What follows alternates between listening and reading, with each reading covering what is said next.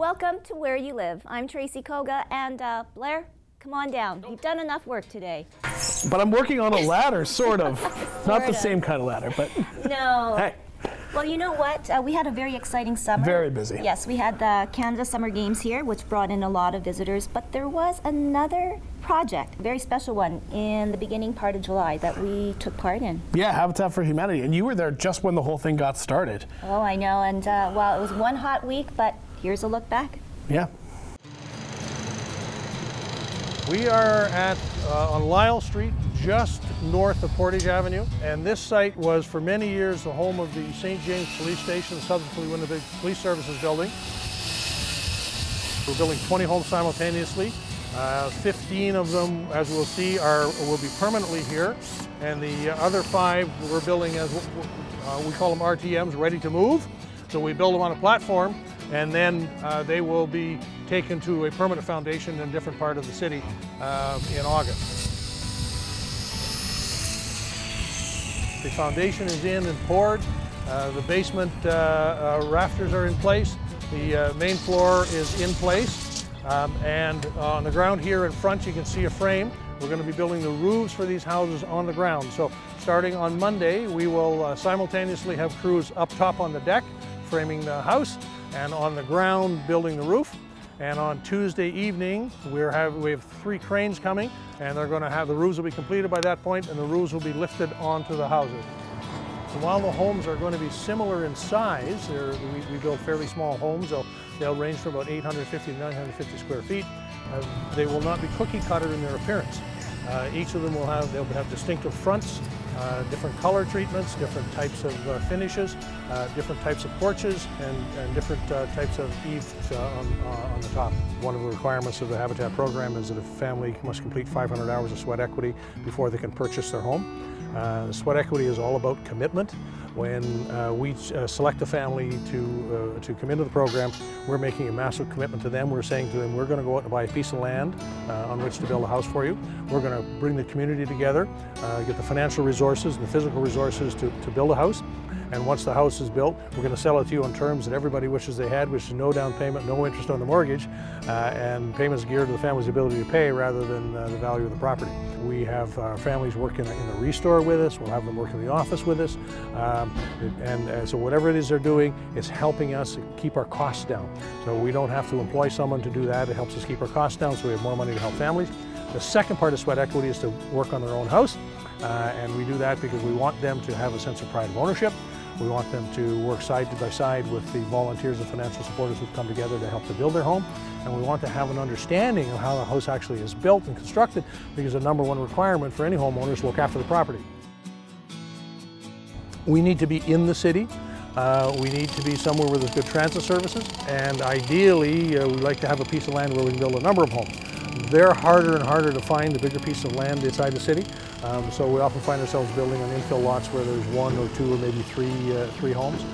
So we're thrilled when we get a bigger piece of land like this. But buying land is a non-stop activity for us, and in the same sense that fundraising is a non-stop activity. And building, we build year-round. We never stop building. By the time we're finishing the homes from one year, we're starting the ones from the next year. One of the things that I learned after joining Habitat 11 years ago is that there is an affordable housing problem in every community in Manitoba. There's an affordable housing problem in every community in Canada, and I've extrapolated from that, given the wealth of our nation, that there's an affordable housing problem in every community in the world. So it doesn't matter where you are, there are people who are living in inadequate housing.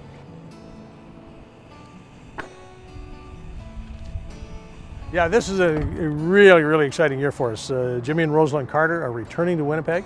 The former president and former first lady have donated 1 week of their time through their charitable foundation called the Carter Center to Habitat every year since 1984. The first time they built outside the United States was in 1993 when they came to Winnipeg and built 18 homes in partnership with the community. And it's highly unusual for them to return to a place. And so we're doubly honored that they were here once and now they're coming back. And so we are thrilled that they will be on site, and it has generated a great deal of excitement in the community. Despite having 500 volunteers a day on site here, for the period of July 10th to 14th. We have volunteers who we don't have places for everybody. We could, if we were building 30 homes, we could actually populate all of those. So the response to what we're doing and the Carters coming back to Winnipeg has been remarkable. Okay, it's day one here at Habitat, and we have the star, the man himself here, Scott McGilvery. You're like a host, but really, Scott, this project is a lot different than the TV shows that you do. I mean, this is really where it all starts. Well, this is some of the stuff I guess you don't get to see on our TV shows, is that I've been building with Habitat for 10 years, and this year is an impressive 150 homes being built to celebrate Canada's 150th birthday. Kicking off the event this week here in Winnipeg, and it's pretty impressive. I mean, we have 500 people here on site today. It's no small task. You can see the 21 homes being built in the background. We're already sweating. We're working hard today. Built a roof this morning on one house. I'm working on 2 of these, are specifically my builds. And you know, we've got some great deserving families who've been working hard. You know, they don't get given these homes. They have to earn them. They have to put in their volunteer hours. They have to, you know, qualify for mortgages. And the idea is that this is just a nice middle ground for these folks who otherwise may not be able to get a roof over their head or a safe place to live. So we're doing everything we can to make that happen. I want to talk about the volunteers. Some of these people probably have never had a hammer in their hands. That's what you preach every day. Yep. How do you get people easy putting on these hats and shoes and the tool belts? You would be impressed. You know, these volunteers show up there, and when somebody's motivated to do something, it's easy to teach them. So everybody here is willing to learn. They're sort of lined up, ready to go. We give them the hammers, we give them the aprons, we give them their nails, and basically, you know, I just start a few off and I say, watch me. We put in some blocking, raise some trusses, start some sheathing, and then just, you know, give them the simple tasks. A lot of hammering. There's a ton of hammering going on here. And then my job is really just to make sure that we're getting the best use of time out of all the volunteers so that we can make this happen quickly. It's impressive. I mean, this morning we started with just piles of lumber. It's already, we have almost all the roofs built. Tomorrow we'll have everything framed and the roofs will be craned on. So by tomorrow it'll look like 21 homes here. My name is Don Regier. I'm a volunteer with Habitat. I have no official capacity. I love working here. It's very rewarding work. So especially this year, I've done a lot of hours. I've been working on this site since March of this year, and typically 3 to 4 days a week. So it's almost like a full-time job. But I wouldn't be here if I didn't love it and if the people weren't fantastic. The people are wonderful here. You get involved with the builds, and it's wonderful to be doing physical work. But I've had one occasion to go to a key ceremony where the homeowner gets their home and there's speeches and there's food, and to just see it all brought home to these people, what it means to them to get a home for them, for their family, the change it makes in their life, that really brought it home for me.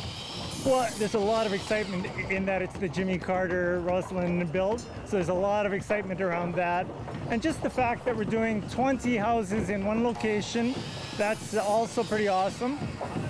And it all ties in with Canada 150, I guess, 150 houses across Canada. So it's just a special year to be doing this. Wow, Sarah, looking at the roof of your new home looks pretty good. What do you think? That's awesome. Lovely. Okay, so Sarah, this is the beginning of your new home, day one of Habitat, but lots of emotions going through your mind right now. Yeah. Yeah. A lot of emotion. Let's talk about your family. How many kids do you have? 5 kids. How old are they? My daughter, she's 17 years old. And then my son, he's 14 years old. And 10 years old son. And then 3 years old son. And then 9-month son. I have 4 boys. Oh my One goodness, girl. one girl. Well, definitely this house is going to be well needed. I guess when it's all said and done, Sarah, what's it going to be like to finally have a permanent home? Excited. Yeah. Very excited. Our future Have looks your bright. own room. Yeah, to have their own room. So it's a lot of hope, like to be this day come. A lot of excited and just That is this now. Yeah, building my own house. Well, we'll come back at the end of the week and see you. Oh, sure. Yes. I'll see you there. Yes. Thank you for coming. Thanks so much, Sarah. Supporting, yeah. Yeah. It's Habitat for Humanity right here in Winnipeg. I'm Stephanie Domenko, and this is my second year volunteering with Habitat. And I'm Jennifer Faye Jansen, and this is my very first one. Last year I came for the Women's Build, and I really enjoyed it, so I grabbed some ladies from work and said, let's head out this year for the Women's Build, so that's why we're here today.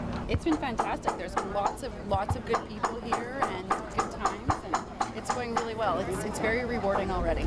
Yeah, it would be very rewarding, you know, to be building your own house and working alongside all these other volunteers, and just knowing that all the work you're putting in is for your future home. I think that's fantastic.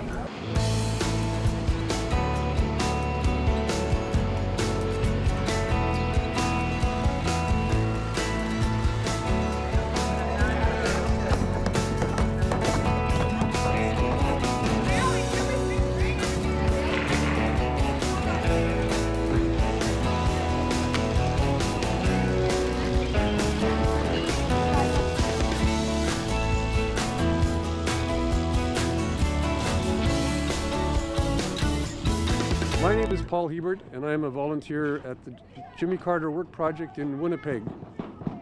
I first experienced Habitat back in 1986 when friends of mine actually called me from the States and told me about Habitat and told me they had signed me up for a work crew in Chicago for the summer of that year.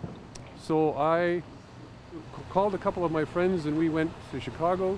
We built houses for a week with Jimmy Carter and Rosalyn, and came back to Winnipeg and basically found more people and started to dream about having a Habitat chapter in Winnipeg, and it happened, and here we are today. What I really enjoy about Habitat is the opportunity to use the skills my father taught me in a way to help other people move forward with their life, and in the act of this, we're all blessed by the community that's built and the emotional experience of working together with people you don't know to build houses with people you don't really know, and we just do it because it's the right thing. 2, 3. Of course, one thing that is incredibly vital to Habitat for Humanity is the volunteers, which we saw a lot of. What is it like to see those people down there working hard? Well, you know what? It was such an incredible vibe. There was an energy there, and I'm sure you felt it too. Everybody was so invested in their project. It was very cool to see the homeowners there too, because they have a vested interest in the house. It's called sweat equity, and that was coming across so much. And yeah, and well, I guess, you know what, the day that you went out was a little mucky. Yeah, it was a little bit mucky, but people were really excited. It's weird because, like, I do a lot of my own home repairs, and I look and I'm like, I am not excited, but all these people were positive even through the cold weather. And actually, you know what, forget it. You just check it out yourself. Here it is. My job is to check out the many different stations at Habitat for Humanity. I'm joined at probably the most important one. This is Michelle. Michelle's going to tell me where we are right now. And we're at the entrance. This is where everybody starts coming in. This is where when they first get to the site, they have to check in. And so when a volunteer or sponsor or anybody wants to come through, because the site is secure because of President and Mrs. Carter, they come through here. We have great volunteers that are managing that. They check them in, give them a goodie bag full of swag, get them a t-shirt, and then they send them on their way. And then they each get a name badge, so similar to this. So something like this, and on there it says where they're from, and then the house number that they're building on. So it's all about ease of flow, so that way they know exactly where they're going, and then they go inside. We have Americans that are here. We've about 60 to 70 Americans that have traveled here for the week. So they typically go wherever President Carter goes. So this year they chose to come to Canada with him. So they could have went to Edmonton or Winnipeg, and so we have about 70 that are here from different places all over the United States. So they pay to be here. They look after their travel expenses, and then they come. So they know what's going on. They've been on many builds. And then you have the other volunteers. This is their first rodeo. Like, they've never gone to a Habitat build, so they look like a deer in headlights. You know? So they were like, it's okay. Here's what's going to happen and stuff. So once they get through registration, they go to the food tent. We feed them breakfast. We do a whole bunch of announcements. every day we do a devotion, and what that is somebody talks about a reflection on, why they volunteer with Habitat, what it's meant to them, so there's some meaning behind it. Yep. People volunteer for Habitat. Typically they say, I get more out of this than I give, which is very cool. Yeah. And then you have other volunteers that their company has sponsored the Carter Work Project, and so they're here as a part of that project. So those are a lot of newbies.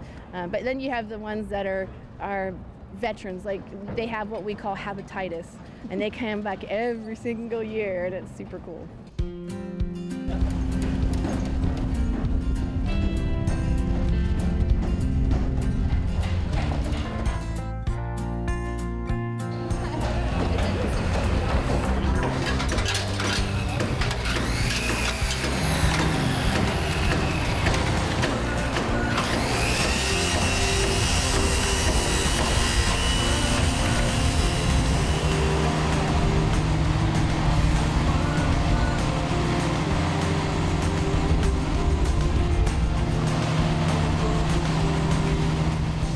All right, now we're at build house number 224, and I'm joined by volunteer Kevin. Kevin, what steps do you go to become a volunteer for Habitat for Humanity? Well, first of all, as a company, we raised some funds through our recreation fund to be able to support the build, and asked for a number of volunteers from our business.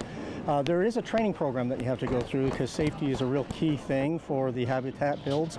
So there's an online safety program that we had to do beforehand and confirm that we all completed it. And then at the orientation this morning, they went through a number of other safety features, which are really critical because, the last thing anybody wants is to see someone injured in any way, shape, or form at one of these volunteer activities.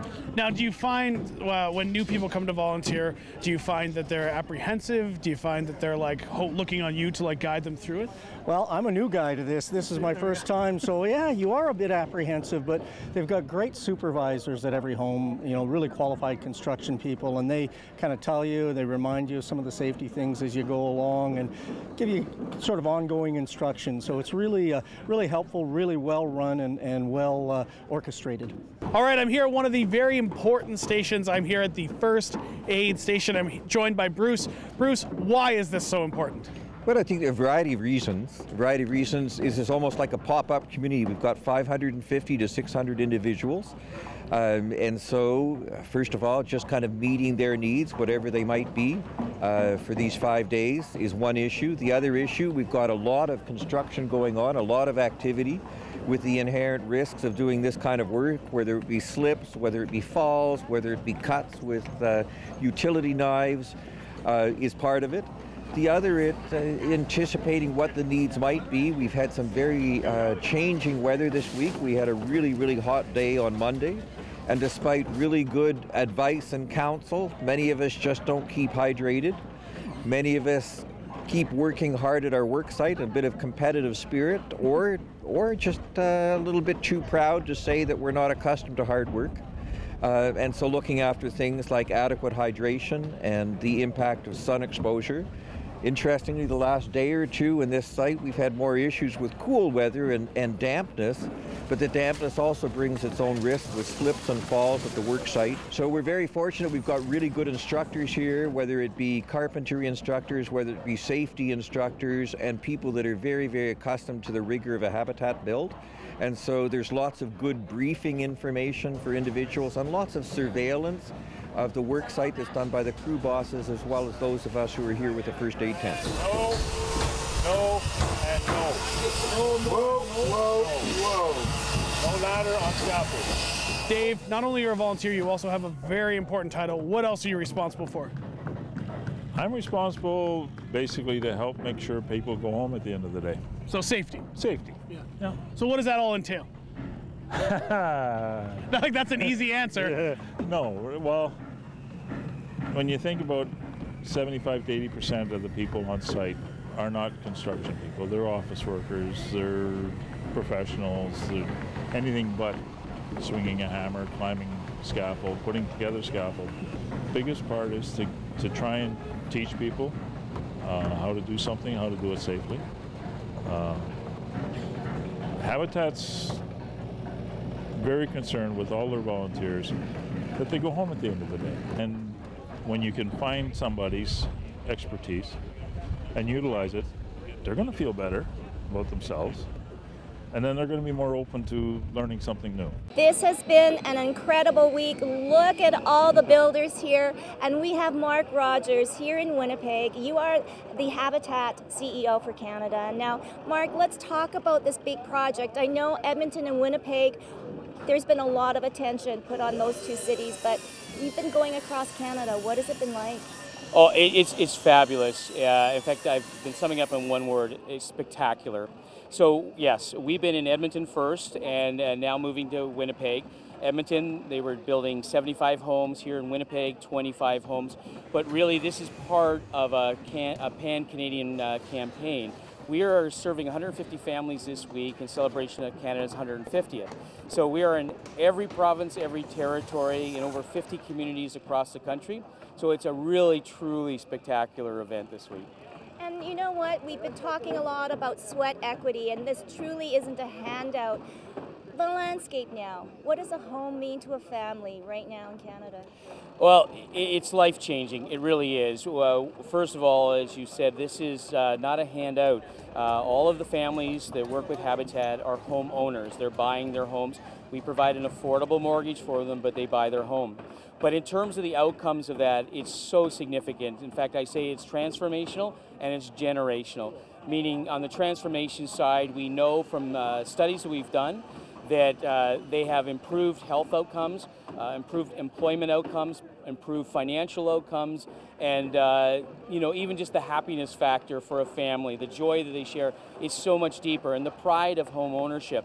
So it's incredible what happens when a family has this opportunity. Welcome to Meg's home. Meg's, this is incredible. This whole week, how does it feel? This is almost done. Yeah, it feels great when to see everything is finished now. So I am super excited. All right, so you said you had 2 children, so how many bedrooms? 3 bedrooms. 3 bedrooms, yeah. And where are we standing right now? We are standing on the main one now, so 2 bedrooms here, 1 downstairs. Okay, now you have a lot of busy volunteers. What has that been like? Have they become your second family now? Oh yeah, you know what, as the saying goes, it takes the whole village to raise a child. So we are not just only raising our children, but there is a good community of Habitat for Humanity who is helping us. So I am really excited, and I would like also to appreciate all the firefighters working side by side with me. Now, Habitat for Humanity would not be possible without, of course, Jimmy Carter. And Jimmy Carter was actually in Winnipeg, even with the crappy weather. But Tracy, you actually got to sit down with him. What was that like? Oh, wow. A chance of a lifetime. What a gentleman.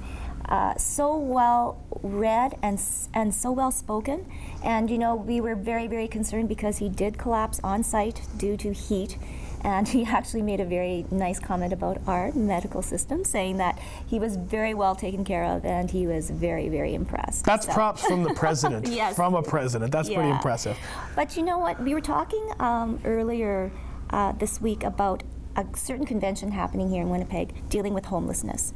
And a report came out that a study was done about Habitat for Humanity, and though it cost a lot to have the president here and the first lady, the spin-off in 15 years, Blair, guess how much money will be coming back to the city? Over $1 million. Well, times up by 40. $40 million. Wow, I was not even close.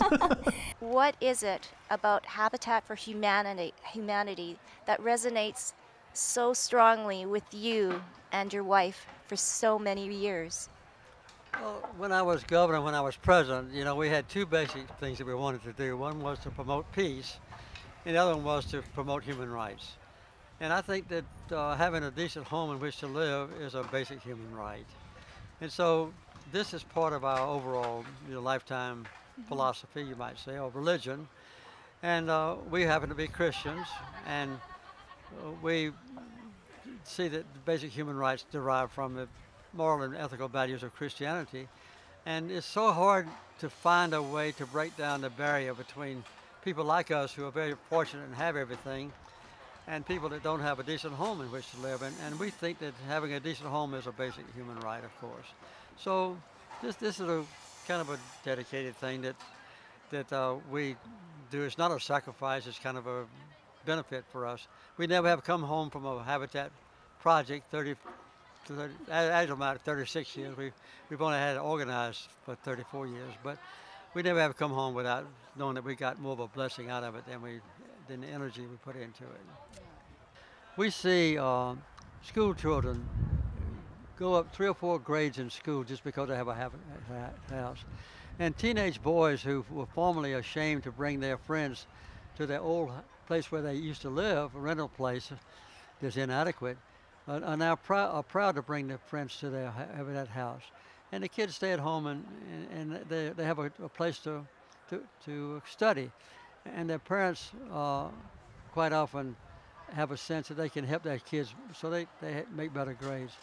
And I think that for the first time in history of families, sometimes the homeowner families, for the first time in history, they've had an actual success in life, where they tried something and it really succeeded. What are your thoughts and feelings on the future for Habitat for Humanity? Well, we don't have any control over that, you know, but Habitat has continued to grow and increase. When Millard Fuller passed away about 13 years ago, now we thought Habitat might be coming to a close, but it's, I think, 6 or 7 times as big in the number of homes we produce each year as it was then. So Habitat continues to grow. There's something inherent within Habitat that makes it especially worthwhile. And one of the things is the removal, as you mentioned in your question, of the stigma of charity. It's not a handout, it's a hand up. And we are very careful in Habitat not to give away anything. You know, we don't give a house to somebody, which means that we are the donor and they are the recipient. They have to pay full price for the house. And they have to put in 500 hours at least of hard work on their own home or on an adjacent home. And in addition to that, we go by what the Bible teaches. The Bible says that when you lend money to a poor person, you don't charge interest. So we charge 0 interest. And Canada has a special rule which I really like, and that is that the Habitat project monthly payment, annual payment, is no larger than 25% of the total income of the family. Well, a lot of families around the world are paying more than 50% of their total income just to rent an inadequate place to live. And that means that they only have 50% or less left over for food, and they quite often do without food, or do without an education, or do without health care. So Habitat has projects to give people a decent place to live that they built themselves or paid for themselves, and also leaves enough income to take care of their other basic needs. Well, that's a wrap for our week spent on the 34th Jimmy Carter project with Habitat for Humanity. And I don't know about you, Blair, but it was a real eye-opening experience. Yeah, it really was. I even love the people, some of their media people that came in weren't even from here. They were from like New York City or Phoenix, and they were just excited to be making a difference in a different city. So I appreciate that for sure. And you are a handyman. You know, you're talking about all the time about the houses that, you know, you're renovating. What was your take on people that never have had a hammer in their hand before? I think the biggest thing is no one feels ashamed that they don't know. And the atmosphere is very open to be like, you don't know, we're going to teach you, which really makes a difference when your own home, when your own work is showing results in your own home. And I'm really excited for those people to feel that when they come into their new house. Well, thank you for all your hard work. Thank you. And thank you for watching another episode of Where You Live.